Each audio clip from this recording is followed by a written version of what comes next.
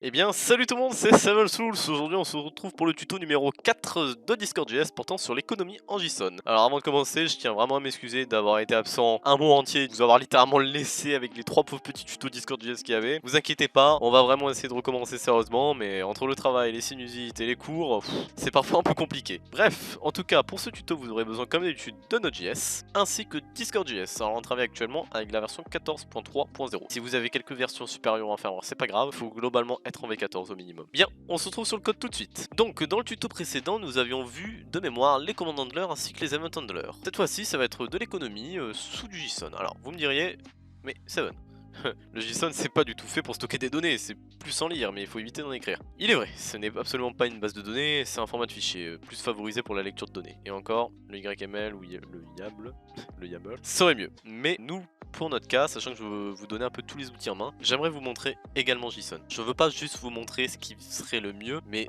comment faire tout ce que vous voulez. C'est-à-dire que avec mes tutos, même si vous voulez débuter par JSON, vous pourrez. Si vous voulez débuter pour une autre chose, vous pourrez. Mais ça permet de faire le lien avec les tutos Node.js sur la manipulation de JSON avec ce Discord.js. Bien, nous pouvons donc commencer. On va se rendre dans notre event messageCreate.js parce que c'est ici que nous allons comptabiliser les messages. Tuto économie. Nous allons avant tout créer un dossier database. Oui, le JSON n'est pas une base de données. J'en suis bien conscient. Dans ce dossier database, on va mettre donc notre économie.json. Hop, voilà. Dans notre économie.json, nous allons mettre deux accolades pour pouvoir insérer des données. Et nous allons aller dans notre index.js. Avant ceci, nous allons créer un nouveau fichier qu'on va appeler function.js, histoire de ne pas avoir à appeler, par exemple, le code qui va nous permettre de sauvegarder nos données. On va l'appeler par exemple bot.save, ou save, ce sera une fonction donc. Ça évitera d'appeler cette ligne-là plusieurs fois. On se rend à nouveau dans notre index.js. Et on va placer juste en dessous de notre bot.commands un require avec /function entre parenthèses bot.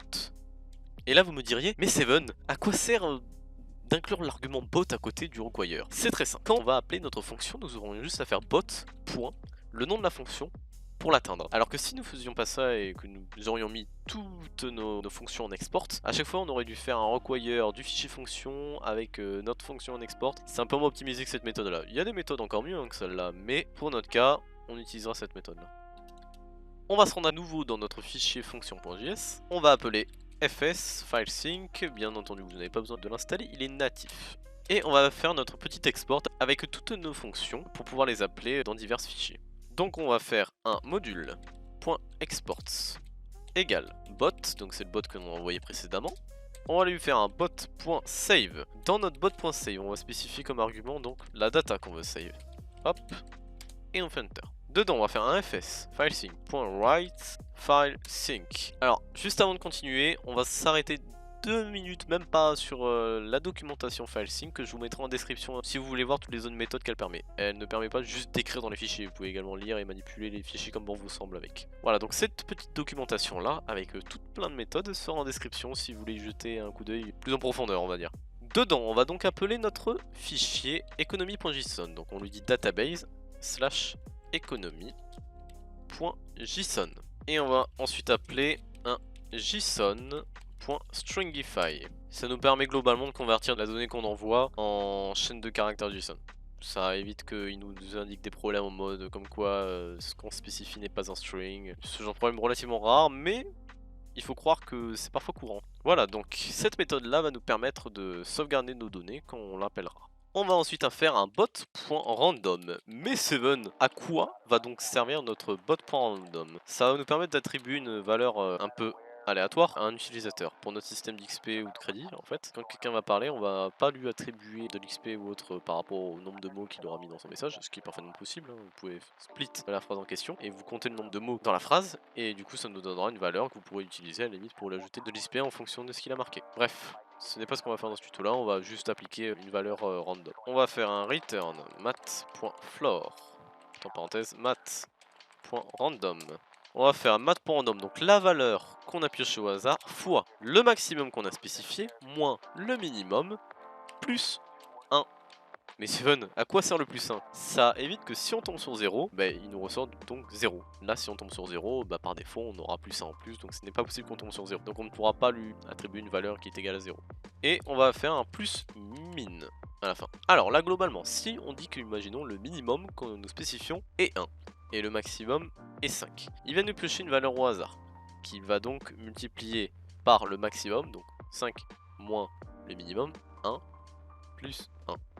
Bon, là, si on n'avait pas spécifié 1, ça aurait une utilité à le min. Mais là, pour notre cas, donc ça nous redonne 5. Donc il va prendre la valeur, multiplier par 5, et celui-là va récupérer la valeur la plus grande de mémoire entre deux valeurs. Et il va nous ajouter le minimum à la fin si jamais on tombe sur 0. Ces éléments-là seront également dans la documentation, je vous laisse en description. On va retourner ensuite dans notre messagefluid.json et on va enfin pouvoir commencer notre économie. Bon, alors on va faire un const xp random est égal. Alors on va appeler notre bot.random. Oui, forcément l'autocomplétion ne nous le propose pas malheureusement. On va faire entre 1 et 5. Ensuite on va faire un let guild data. Alors guild data, qu'est-ce qu'on veut qu'il appelle? On veut qu'il appelle economy.guilds entre cochers message.guild.id. Hop. Voilà, donc là, il va dire que dans le fichier économie, il va regarder dans l'élément guilds. L'élément guilds, qui vous verrez par la suite, est donc une liste, une array. On va pouvoir ajouter un nombre de serveurs non défini. Et on va lui dire que dans cette array là, cette liste là, il va nous récupérer le serveur ayant l'identifiant où le message est envoyé. Ensuite, on va lui dire que si tu trouves guild data et que guild data.echo, c'est notre sous-catégorie de notre object qu'on va voir juste après. Coins. Alors là, globalement, je dis que si il n'y a pas cette catégorie là, alors où il n'y a pas, ou qu'elle est en false, donc désactivée, et que on va récupérer ça, il n'y a pas XP non plus, et return. Donc là en fait globalement je lui dis bah tu n'exécutes rien si le serveur en question a un schéma de serveur, mais que le système de coins et le système d'XP ne sont pas activés. À ce moment là rien n'est activé, nous n'avons pas d'utilité à exécuter le script qui est en dessous, ça économise les requêtes. En revanche si il n'y a pas de guild data, on va lui dire d'exécuter quelque chose. On va faire un economy.guilds entre crochets message.guild.id est égal à entre crochets. Donc là, on lui dit de créer la donnée. S'il n'y a pas guild data, on lui dit de la créer. Pour l'instant, elle est vide.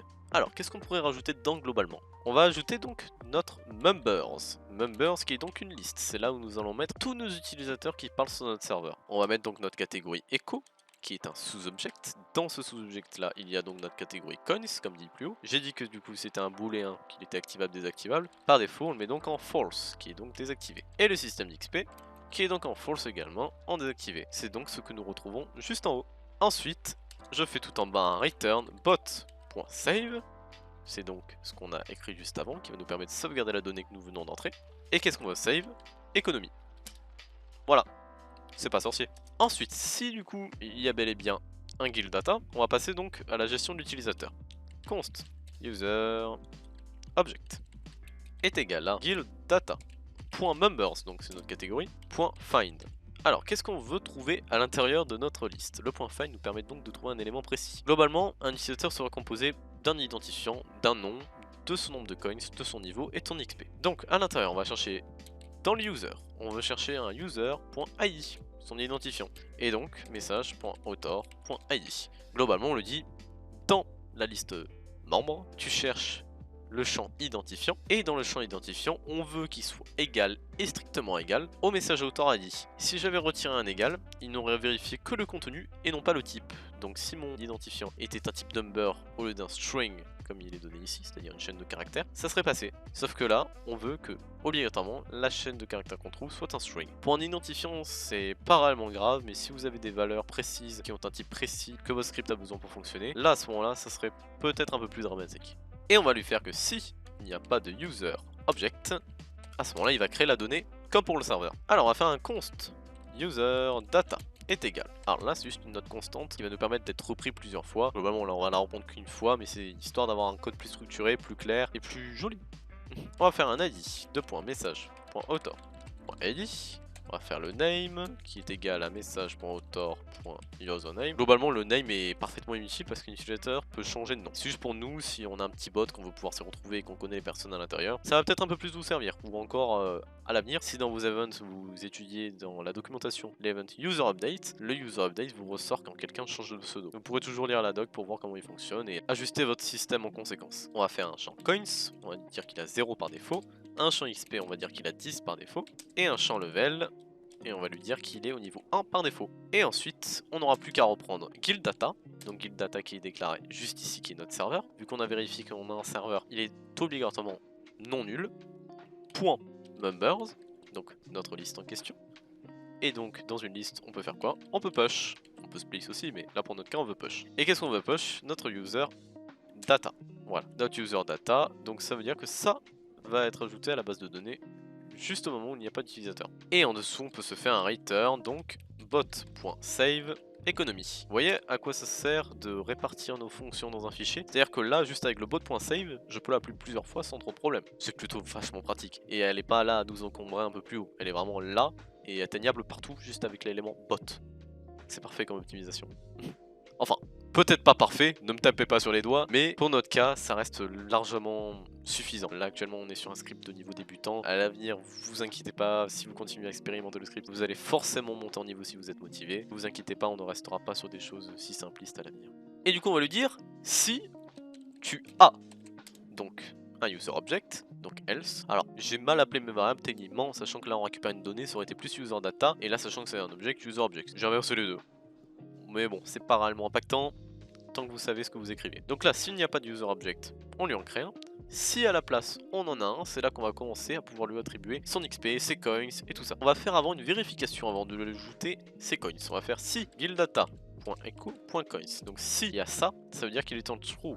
True, j'ai un magnifique accent anglais, true, TRUE. Donc ça veut dire qu'il est activé. S'il est activé, on va lui dire dans ce cas-là, tu fais un user object.coins plus égale 1.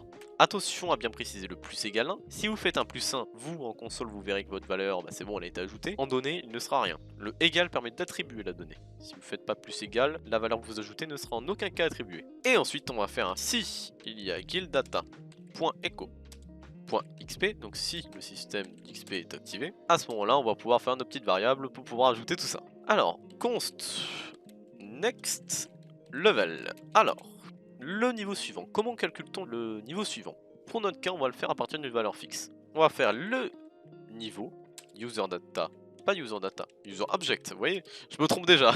Point level fois 500. Donc là, imaginons, sortons de notre calculatrice. Je suis niveau 2.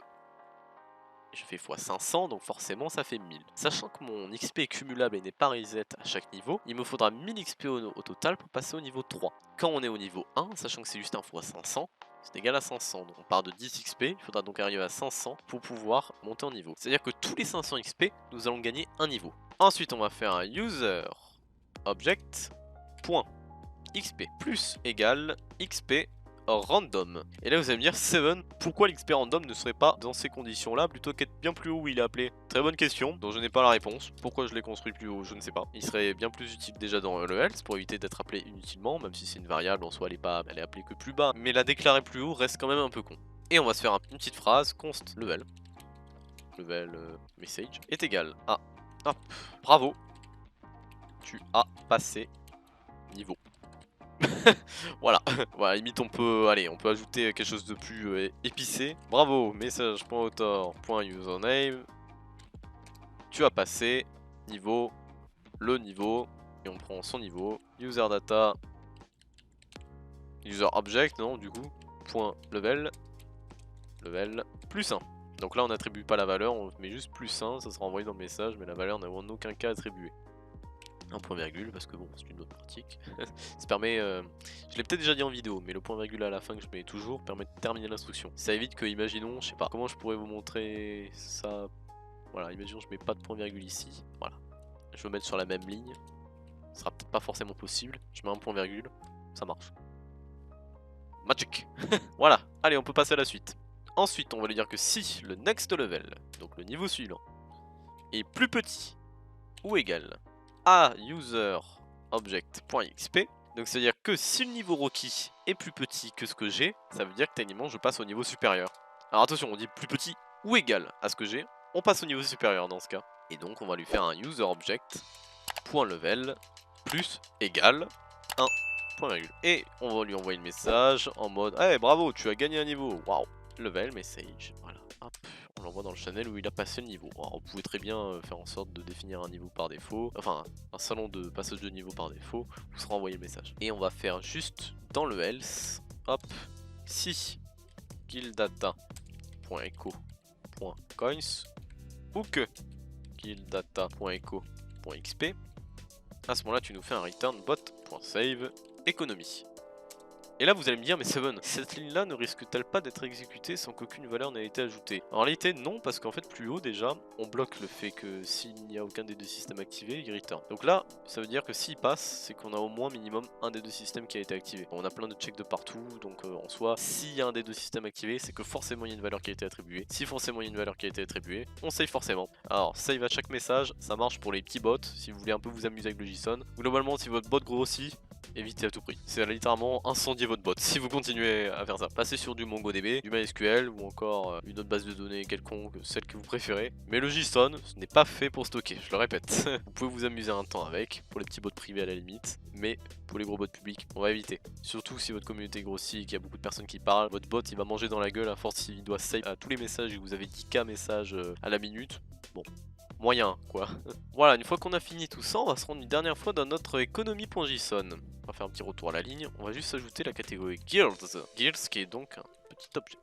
Voilà, ça va nous permettre donc ici, il nous sort pas une erreur en nous disant que il trouve rien du tout dans cette valeur là parce que guilds n'existe pas. On va pouvoir le démarrer avec un node index.js et on se retrouve tout de suite sur Discord. Voilà, donc là on va pouvoir faire marquer test. Oh, on vient de voir que quelque chose vient d'apparaître dans notre economy.json. On va faire un petit clic droit dessus. Format document. Oh, mais quelle belle arborescence. Alors, on voit coins et on voit XP qui sont bien en false. Ça s'est créé correctement, ça s'est sauvegardé correctement. Si vous le voyez ici, c'est qu'il est généralement sauvegardé. On va juste activer coins, qu'on va mettre en true. Waouh, l'accent anglais. On se redémarre ça. Bam. Et on va envoyer un message quelconque. Z. Oh, encore ça actualisé. Format de document. Ah, ça y est. On voit que dans Members, on a donc notre compte qui a été ajouté. Notre identifiant, notre nom, nos coins, notre XP, notre niveau. J'écris plusieurs messages. Bam, bam, bam, bam. Waouh. Je vais pouvoir faire un format de document. Et là, je vois qu'il y a donc 7 messages. 7 comme 7. Quel hasard. Qui ont été ajoutés. Parce qu'on a dit donc qu'on voulait donc qu'un seul coin se soit ajouté à chaque message. Imaginons que maintenant nous voulions activer le système d'XP. On redémarre avec node.index.js. Une fois qu'on l'a passé, on a activé notre système d'XP. Et on va s'amuser à envoyer encore un message. Bam. Qu'est-ce qu'on voit ici? 12 XP. Donc ça veut dire qu'il y a le chiffre qui a été pioché aléatoirement et 2. Genre on envoie un message. Format document encore une fois. Ou Shift Alt F. Magique. On voit que la valeur qui a été piochée est 1 donc. J'envoie encore un message. Shift Alt F. Les raccourcis c'est pratique. Encore un. Ça alors. On en voit plusieurs. Bam bam bam bam. Clic droit, format de document. 26, boum. On voit que plusieurs valeurs aléatoires ont été piochées. C'est magnifique. Et si nous voulions maintenant passer de niveau, qu'est-ce qu'il faudrait faire? Alors on va arrêter notre bot 2 secondes. Et on va mettre comme valeur 490. On a dit que tous les 500 XP ont passé de niveau. Donc en mettant 490, il nous manque donc 10 XP pour pouvoir passer au niveau supérieur. On redémarre notre bot. Ça va nous permettre la bonne fonctionnalité, bon fonctionnement de notre système. Et on va marquer un R.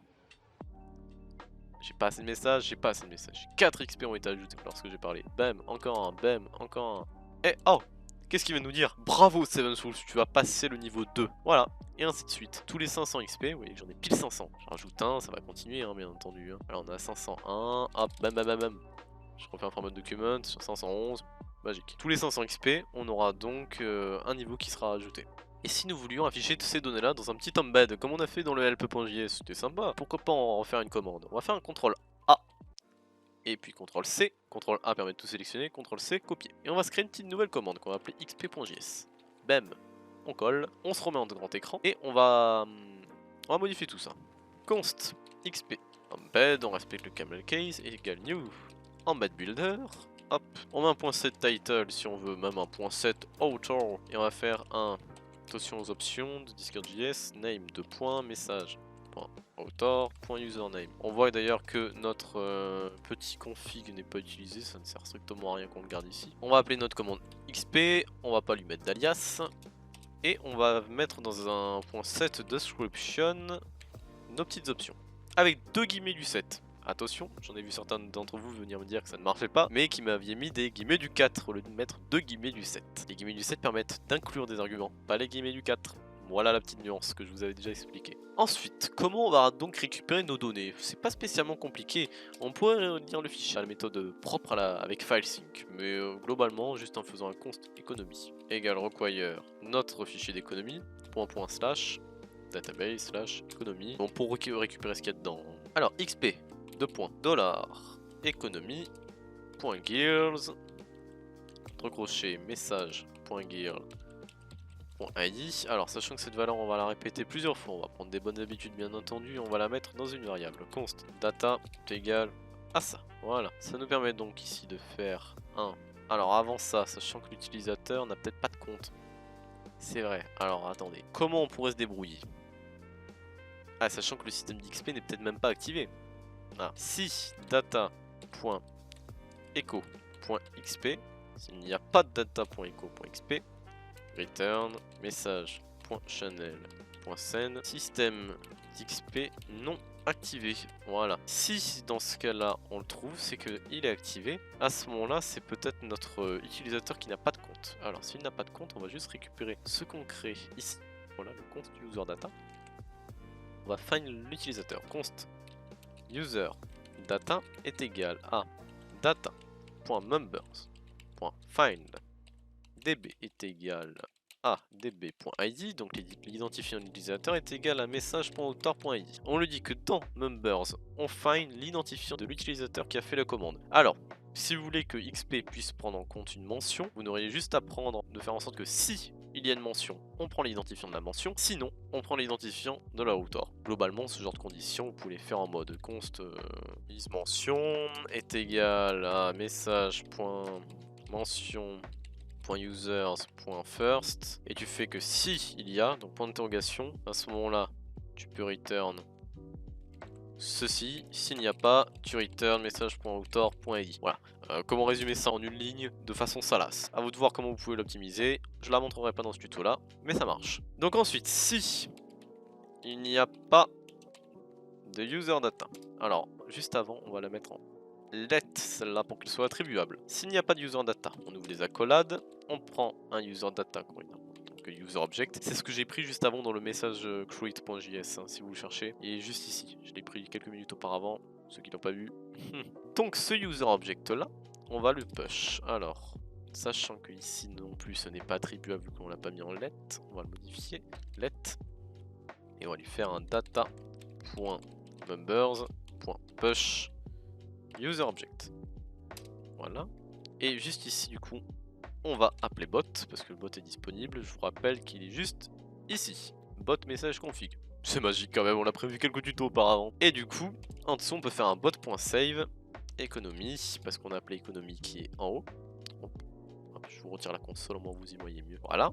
Donc on push le user object et on save. Juste avant, on va lui faire un user data est égal à user object. Ça va permettre que juste en dessous, quand notre embed va s'afficher, histoire qu'on lui dit pas hey, attends, ton compte vient d'être créé, tu pourrais effectuer la commande. Non, là on associe directement le user data qui est donc undefined vu qu'il n'a rien trouvé au user object, et ça sera qu'une fois vu qu'on vient de lui créer. Ça permettra donc que celui-là n'est pas undefined et qu'on va être capable de lui retourner ce qu'il a besoin. Dans notre point set description maintenant, on peut donc mettre user data .xp.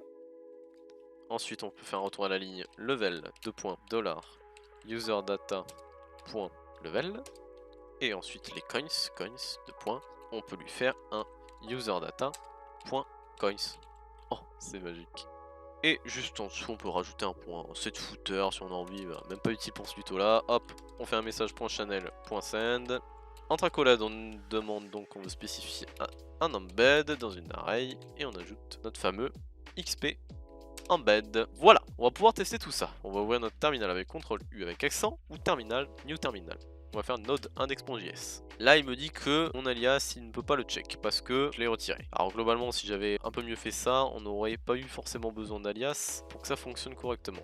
On aura juste à rajouter en fait une condition ici que si il y a alias, tu ajoutes. Parce qu'en fait cette boucle là sert globalement à lui dire ah tiens il y en a dans l'array, tu peux en ajouter plusieurs. C'est pas tellement utile, hein. Pas se le cacher, oublie pas le petit tréma que j'ai rajouté là. On aurait pu lui faire juste un bot.commands.set de l'alias en question. Jusque là ça nous permet de reprendre tous les alias qu'on pourrait spécifier. Mais vu qu'on en spécifie que un, c'est pas utile. Et donc là, bon, vous voyez, ça démarre parfaitement. On peut de nouveau démarrer parce que du coup, il ignore la commande qu'on lui a retiré l'alias.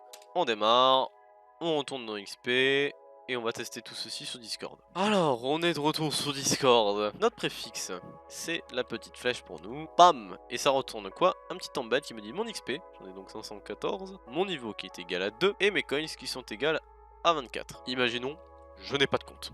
Hop, on va aller dans ici, format document, on va prendre mon compte, on va le dégager. Bam. Tac. On allume. On va faire un flèche XP. Oh, ça alors! Vous avez vu, il a actualisé notre fichier et en plus de ça, il nous l'a affiché. On voit qu'on a un compte par défaut, mais au moins, il nous affiche pas qu'il faut réécrire la commande une nouvelle fois. Vous voyez que là, il m'a mis 10 et que là, il m'a mis 11. Vous allez me dire, mais pourquoi il a pas repris les valeurs dans la base de données? Simplement parce que ici, on nous dit d'associer ce qu'il vient de créer au user data et il n'avait pas pris en compte notre commande. Voilà, je pense que c'est déjà tout pour ce tuto. Après, si vous voulez faire des commandes pour pouvoir configurer tout ça, il suffit juste d'attribuer la valeur en réalité, hein. Vous prenez data, qui est juste ici. On va se mettre en double fenêtre juste pour vous.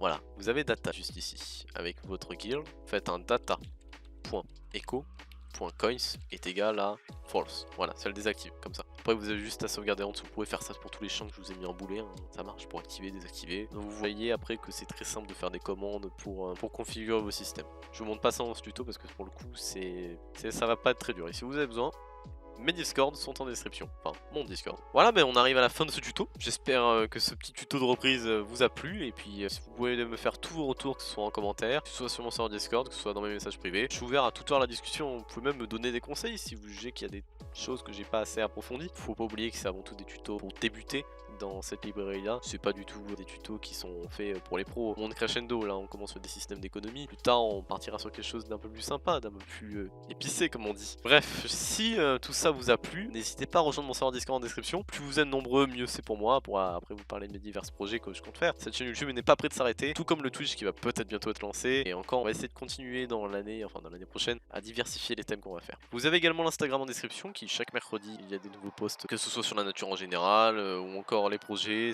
Peut être divers et variés.